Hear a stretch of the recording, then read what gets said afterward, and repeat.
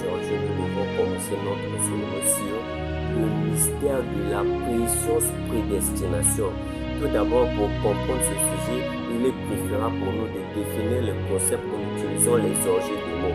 Parce que le Nouveau Testament ayant interprété en grec et en latin, ce qui fait que la majorité des mots que nous utilisons, surtout sur le mystère de la prédestination et les origines en latin. Donc il est préférable pour nous de définir ces concepts en latin pour bien comprendre la source du sujet.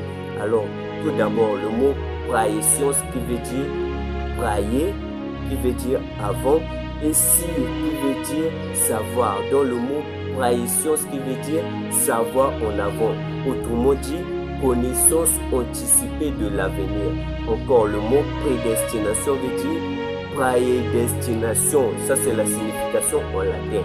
Et en décortiquant, parce que c'est en deux parties, le mot prayer qui veut toujours dire avant et destinaire qui veut dire destiné. Donc le mot prédestination qui veut dire destiné avant. Oui, Frère Branham le définit comme l'idée que Dieu a choisi certains individus pour le salut avant la fondation du monde.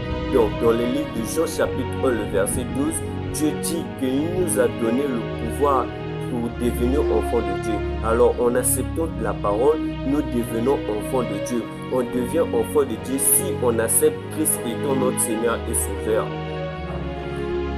Que Jean chapitre 3, le verset 16 dit, Dieu a tant aimé le monde et il a envoyé son Fils unique pour que quiconque ne périsse point et qu'il y ait la vie éternelle. Alors nous allons tous lire dans le livre de 1 Pierre chapitre 2, le verset 6 à 8. Prêtons tous attention. Voici ce que dit la Bible. Car il est dit dans les Écritures, voici je mets en Sion une pierre angulaire choisie, précieuse, et celui qui croit en elle ne sera point confus.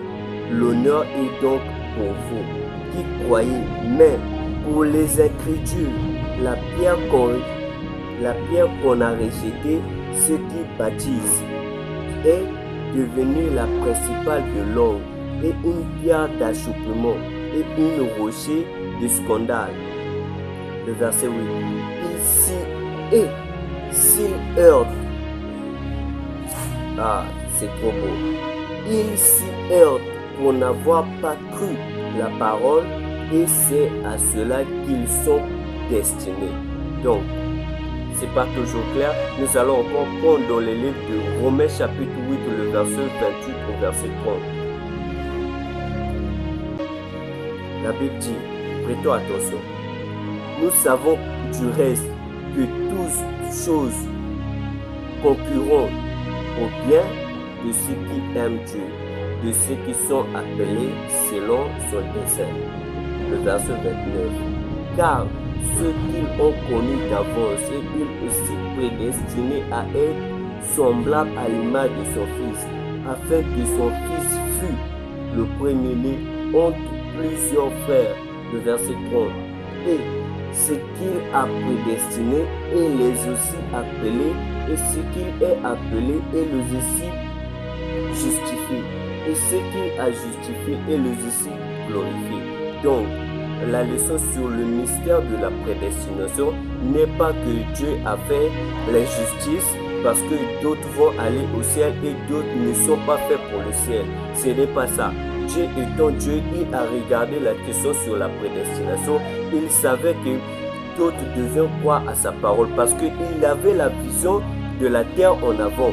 Il savait qu'il y aura des gens qui devraient croire à sa parole et il y aura des gens qui ne devraient pas croire à sa parole. Parce que tout chacun de nous, son livre a déjà été écrit avant même que la personne vienne. Parce que Dieu dit à Jérémie que j'étais établi prophète avant même que tu ne viennes. Donc tous nous avons nos livres qui avaient déjà été écrits avant même que nous naissions.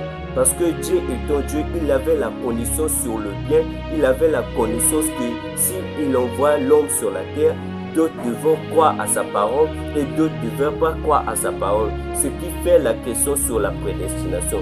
Je crois que c'est bel et bien clair que nous avons compris sur la question de la prédestination et je vais toujours ajouter quelques vidéos afin que nous puissions bien comprendre le sujet sur la prédestination.